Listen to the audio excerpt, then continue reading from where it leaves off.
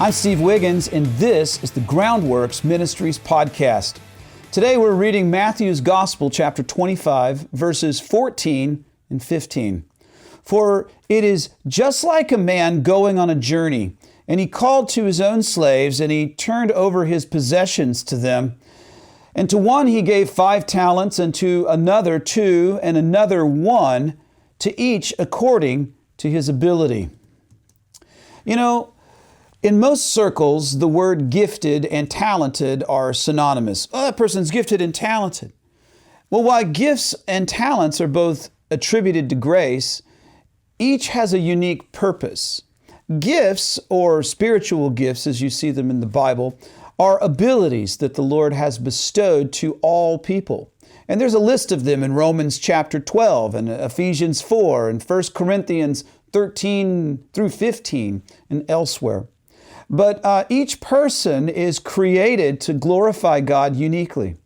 And God desires that everyone uses their gifts for His glory. And sadly, most people don't attribute their gifting to God. They simply choose to think of themselves as extraordinary, and they seek to use their gifts to glorify themselves.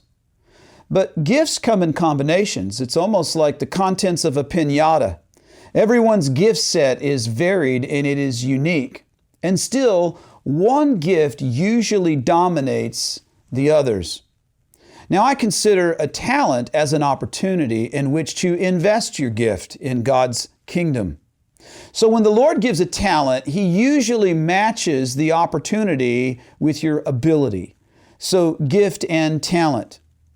And perhaps you have heard the phrase, where God guides, God provides. And I would add, where God provides a spiritual gift, He always guides us to a place to invest that gift.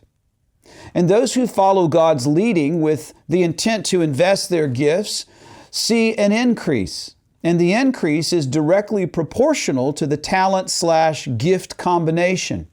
So increase is measured in number 1, kingdom impact, and then number 2, your personal growth.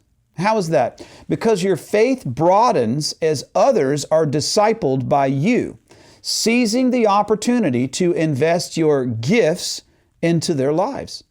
And as your faith grows, well, then the Lord gives you greater opportunities. And it all spirals upwards. Consider this from Luke chapter 12, the first part of verse 48. He says, "To whom much has been given, much will be required. And to whom they entrusted much, of him they will ask all the more."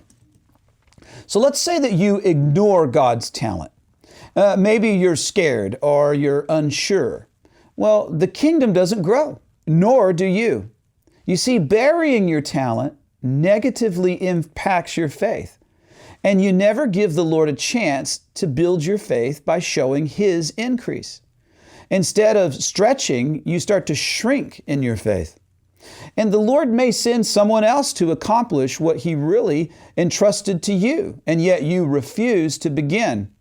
And then that person, along with the people who were invested in, they're the ones who will reap the increase. You know, everyone is gifted, and every believer has the privilege and the opportunity to labor in the kingdom of God.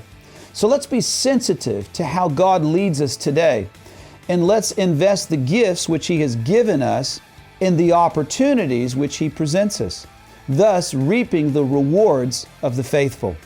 I'm Steve Wiggins, and this is the Groundworks Ministries podcast. Check us out at www.groundworksministries.com.